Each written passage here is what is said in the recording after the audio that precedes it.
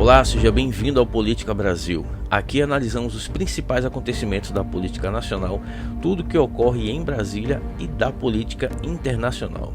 Explicamos seus impactos e principalmente como você pode se proteger das narrativas que tentam influenciar suas decisões.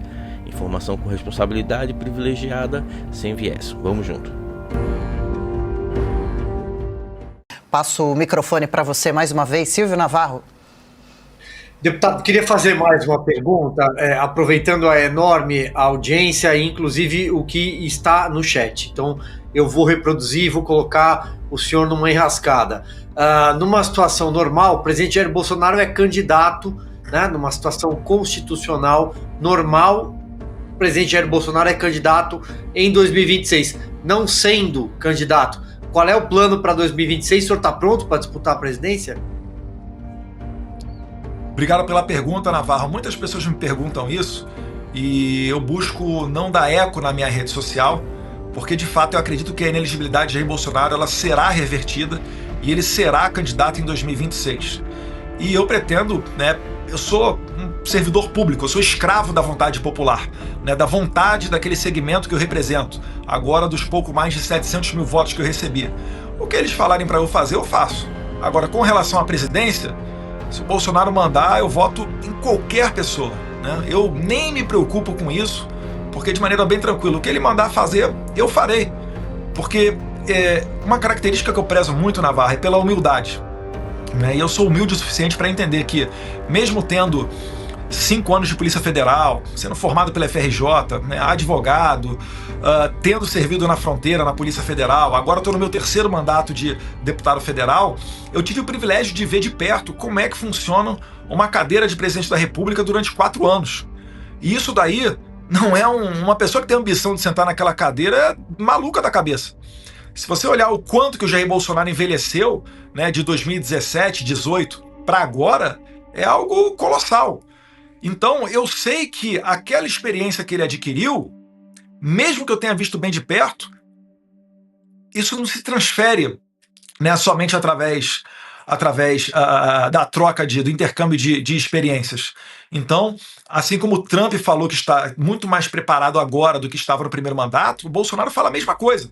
Se você pegar a última entrevista do Trump para o Tucker Carlson, logo antes de 5 de novembro, que foi a eleição americana, você vai ver o Trump falando o seguinte, que quando ele tinha 73 anos de idade, ele não estava preparado para ser presidente, que agora que ele tem 77, ele está muito mais maduro para exercer essa função. O Bolsonaro na mesma medida, da mesma maneira. Então, eu prefiro seguir, né, o líder Jair Bolsonaro e não tenho a pretensão de dizer a ele, né, aconselhar a ele quem possa sucedê-lo nessa cadeira presidencial. O que o líder disser, a gente vai seguir. Claro, é isso aí. Ainda dá tempo de mais uma pergunta, Ana? Deputado, vou repetir a pergunta que eu lhe fiz ontem, porque o nosso chat aqui também já está falando sobre a sua possível posição no Senado, correr para uma cadeira no Senado, até porque o brasileiro já entendeu que o Senado, como a única casa revisora, a única ferramenta de freios e contrapesos para um Supremo Tribunal Federal ativista e político, é preciso um Senado forte, com senadores independentes que são comprometidos com a nossa Constituição. O senhor considera essa corrida para o Senado? Com certeza, Ana Paula, né, o presidente do meu partido, Valdemar da Costa Neto, foi o primeiro a falar isso, depois foi acompanhado pelo presidente Jair Bolsonaro. A gente tem essa pretensão sim, né, eu acho que é chegado o momento para a gente ir para o Senado. O voto ele tem um pouco mais de valor, porque são 81 senadores, né, ao contrário da Câmara, que são 513, e consciente também dessa missão. Eu, inclusive, nunca escondi de ninguém que, se dependesse do meu voto, eu votaria pelo impeachment do ministro Alexandre de Moraes por uma questão de justiça, né? Eu lamento que hoje em dia a gente não tenha, né, nos freios e contrapesos que você bem citou, a oportunidade de fazê-lo. Mas, Deus quiser, em 2026 a gente consegue. Eu até peço à população para que entenda que a democracia é dessa maneira mesmo. Não é da velocidade que eu quero, não é da velocidade que você ou a Ana Paula Henkel querem, né? É mais moroso, é mais demorado, mas se a gente pensar pelo outro lado, que bom que é assim. Porque senão, imagina só, quando o Lula foi presidente lá nos seus primeiros e segundo mandatos, quando o PT era o maior partido do Congresso Nacional, eles poderiam ter feito muita maldade. Então, a passos lentos, a gente também vai conseguindo consertar a nossa república. É uma situação totalmente anormal, cada dia conta para aquelas pessoas que estão presas, mas é dessa maneira, né? Eu estou sendo honesto com vocês. Por mim, eu teria mudado ontem tudo isso, mas eu acho que em 2026 a gente vai ter uma boa oportunidade para votar bem, não só para presidente, mas também para senadores. Deus quiser, em uma eleição limpa, com uma nova configuração do TSE, onde o presidente não será mais Alexandre de Moraes, como foi em 2022, mas será o Cássio Nunes, com o vice-presidente André Mendonça, e o terceiro do STF, que vai participar do TSE, né, dos 7 ministros que compõem o TSE, será o Dias Toffoli, que eu não identifico como sendo uma pessoa ideológica. Você pode discordar dele, eu também discordo em várias oportunidades, é da democracia, mas ele não é uma pessoa comprometida com a esquerda. Isso eu posso dizer. Então vai ser uma composição muito mais balanceada e eu espero que o TSE traga novidades para a gente ter eleições limpas, transparentes e justas. O que não pode entender, finalizando, né, como saudável, é fazer o que o ministro Luiz Roberto Barroso fez, né, de entrar no Congresso Nacional, conversar com 11 presidentes de partido a portas fechadas e depois dessa reunião todos eles saírem dela sendo contrários ao voto impresso. Lembrando, né, que é o STF que julga os deputados e senadores por eventual cometimento de crime. Pois é.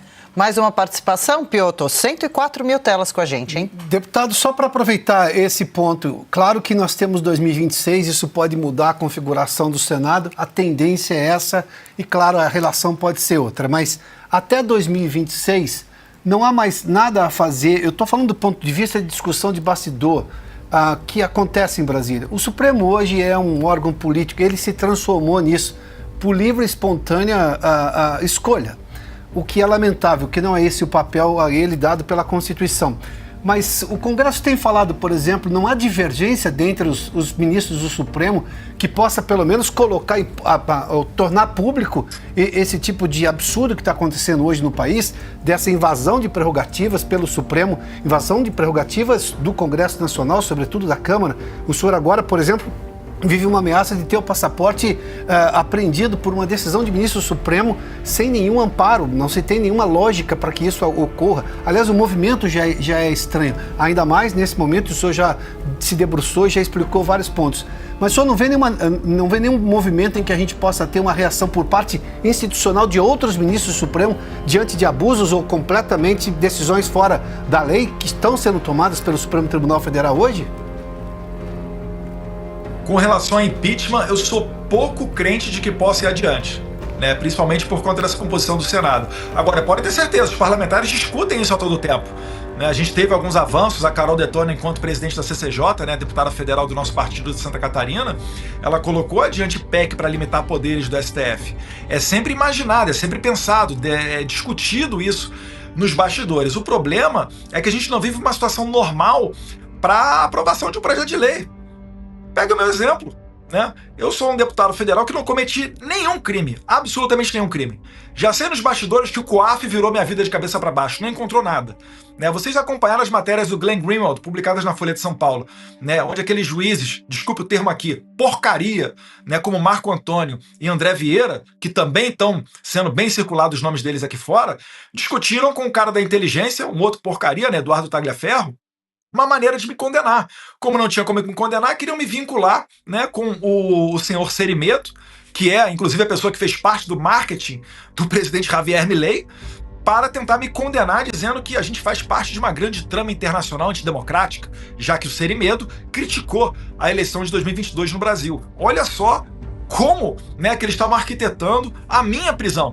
Graças a Deus, né, o Glenn Greenwald colocou tudo isso à tona, e eu não fui preso. Agora, vocês imaginem só, os deputados e senadores tendo que conversar, fazer reuniões, fazer jantares, né, para planejar uma maneira de você ter uma ferramenta para segurar o ímpeto autoritário da Suprema Corte. Será que a Suprema Corte não vai ficar sabendo disso antes da votação? Será que a Suprema Corte não vai poder pegar esses deputados e senadores e prendê-los, igual fizeram com o Daniel Silveira por causa de um vídeo? Ou pegar o passaporte deles, como estão querendo fazer comigo agora o Alexandre de Moraes? Então, Adalberto, é uma situação muito delicada, né? Eu sempre tenho esperança, eu acho que dá para avançar em muita pauta, eu acho que dá para aprovar, por exemplo, a anistia antes de 2026. Quando esse momento vier e a Câmara aprovar, vai a pressão para o Senado, e aí os discursos dos senadores pode sim começar a mudar para a gente aprovar essa anistia, mas, de fato, né, quando você fala em ações do Congresso contra o Supremo Tribunal Federal, com esse atual Congresso, eu acho muito complicado. Mas pode ter certeza que tem pessoas que querem, né, que querem fazer isso daí sim. E para fechar a entrevista, mais uma sua, Cauti. Eu queria perguntar para o deputado se, caso tudo aquilo que a gente está vendo se concretize, o seu passaporte seja retirado, outros excessos por parte do Supremo aconteçam, o senhor está pensando, além dos Estados Unidos, tem cortes internacionais também que poderiam defender as suas prerrogativas, da Corte Interamericana dos Direitos Humanos, tem outras instâncias. O senhor está pensando em recorrer também a estas cortes, ou o pedido de ajuda, né, pedido de assistência se limitará ao governo americano, até porque seria de fato algo mais rápido a acontecer? Com certeza eu considero, né? Eles podem até pegar meu passaporte, já adianto que não vão conseguir me calar.